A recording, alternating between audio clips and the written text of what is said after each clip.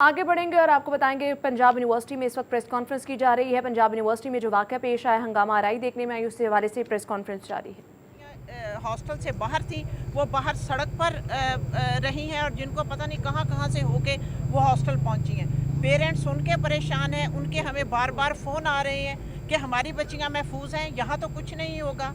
अब ये है कि बच्चियां परेशान हैं, इकट्ठी होकर वो यहाँ खड़ी हैं, वो बार बार हमसे पूछ रही हैं। तो हम ये है कि ये मुतालबा करते हैं कि कम से कम यूनिवर्सिटी में बच्चियों के लिए तो एक साजगार, बच्चों के लिए भी वैसे तो चाहिए कि बच्चे भी हमारे ही बच्चे हैं, लेकिन बच्चियों के लिए कम से कम इस तरह की खौफ की फ़ज़ा पैदा ना करें कि बच्चे उनके पेरेंट जो अपनी जगह परेशान, वो कह रहे हैं हम आकर ले जाएं।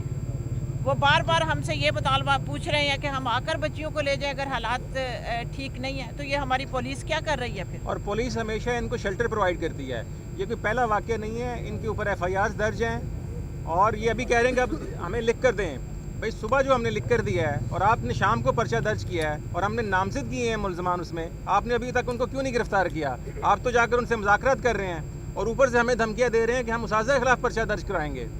तो आपको मीडिया को भी इसका नोटिस लेना चाहिए कि ऐसे गुंडे SP को यहाँ से निकालना चाहिए सुबह से, बल्कि इसको सुबह बदर करना चाहिए।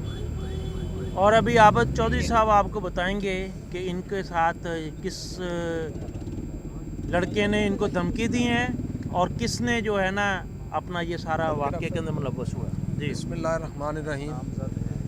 मैं 9 नंबर हॉस्टल का वार्डन भी हूँ। वहाँ पे एक कमरे पे ये इलीगली ऑक्युपाइड हैं, तो इनको बार बार नोटिस दिया गया कि आप कमरा खाली कर दें, कमरा खाली कर दें। एक कमरा 9 नंबर हॉस्टल में 115 नंबर कमरा है, उस पर इन्होंने गैर कानूनी तौर पे कब्ज़ा किया हुआ है। उस कमरे में वो लड़का जो रहता था उसको सस्पेंड कर दिया गया है। उस जगह पर इन्होंने अपना ऑफिस बना लिया है। जब मैंने बार बार इन्हें नोटिस लिख के दिए कि आप कमरा खाली करें, तो इस पे सिकंदर काकड़ और अरसलान इनकी तरफ से मुझे धमकियाँ मिलना शुरू हो गई कि हम आपके बच्चों को उठा लेंगे, आप हमें तंग ना करें। अच्छा, मैंने अपना सरकारी जो मेरा फ़र्ज़ था वो मैंने अदा किया। मैंने फिर इन्हें नोटिस भेजा कि आप कमरा वोकेट कर दें। उसके बाद इन्होंने आज सुबह 3:20 पे, क्योंकि हॉस्टल के साथ ही वार्डन और सुपरडेंट का घर है, तो मेरे घर पे हमला किया और बाहर गाड़ी खड़ी थी। सुबह के वक्त ही आए हैं, गार्ड ड्यूटी पे था क्योंकि ये धमकियाँ मुझे दे रहे थे, तो इसलिए यूनिवर्सिटी इंतज़ामिया ने गार्ड फ्राहम किया हुआ था। पहले उसको मारा है और उसको कहा है कि बता देना, हम ऐसे ही आया करेंगे और ऐसे ही ले जाएंगे आपको भी। उसको ले गए और उसके बाद गाड़ी का फ्रंट स्क्रीन तोड़ी है, बैक स्क्रीन तोड़ी है और ये वहाँ से गायब हो गए हैं। CCTV कैमरा, वहाँ 3 कैमरे लगे हुए, उसमें वाज़ेह हो रहा है कि ये कौन लोग हैं।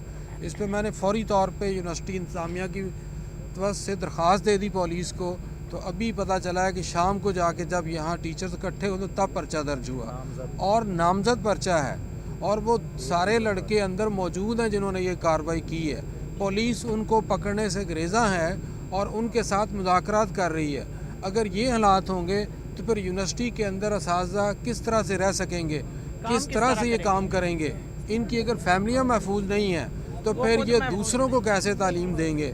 तो मेरी पंजाब गवर्नमेंट से दरख्वास्त है कि फौरी तौर पर इस SP का भी इंक्वायरी की जाए और इसे कहा जाए कि जब ये मुज़ाकरात करने गया तो ये मुल्ज़मों से मुज़ाकरात क्यों करता रहा है, उनको तो गिरफ़्तार करना चाहिए था। अच्छा जी, अभी ये डॉक्टर साहबा आपको बताएंगी हमारी। जी, मैं प्रोफेसर डॉक्टर फराह मलिक हूँ। मैं अपने उस्ताद के बिहाफ पे शदीद मज़म्मत करती हूँ इस तरह के रवैये की। हम वो लोग हैं जो यहाँ स्टूडेंट्स को और तालिब इल्मों को तालीम देने के लिए आए हैं। हम कलाशंकोफे हाथ में लेके इनसे नहीं लड़ सकते। हम वो लोग हैं जो मुल्क के हर कोने कोने से आने वाले बच्चों की हिफाजत के लिए as a superintendent, as a warden इनके साथ घरों में रहते हैं और उनको तहफ़्फ़ुज़, मुकम्मल तहफ़्फ़ुज़ फराहम करते हैं, लड़कियों को भी लड़कों को भी।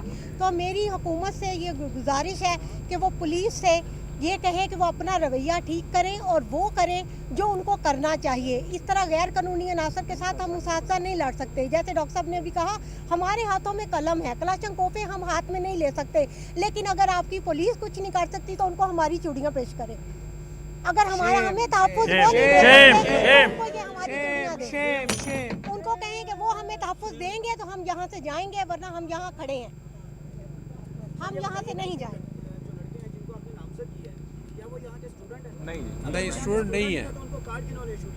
कार्ड, कोई उनके पास कार्ड नहीं है, वो यही तो बता रहे हैं occupied आपको हैं, गार्ड्स को मारते हैं, जो चौकीदार उनको उनका पेशा ये है। वो बाहर से मार के अंदर आ रहे हैं। बिल्कुल, आज जो गेट पे हुआ 4 नंबर पे, वहाँ भी इन्होंने गार्ड्स को मारा है। ना था गार्ड या ना था सिक्योरिटी गार्ड, क्या कर सकता है? पहले भी आप पंजाब यूनिवर्सिटी के मनाजिर आप मुलाहिजा करें। हॉस्टल नंबर 1 में बगैर इजाज़त तकरीब पर हंगामा आराई हुई, इसी हवाले से प्रेस कॉन्फ्रेंस की जा रही यूनिवर्सिटी इंतजामिया की जानिब से, जो कि आपने मुलाहिजा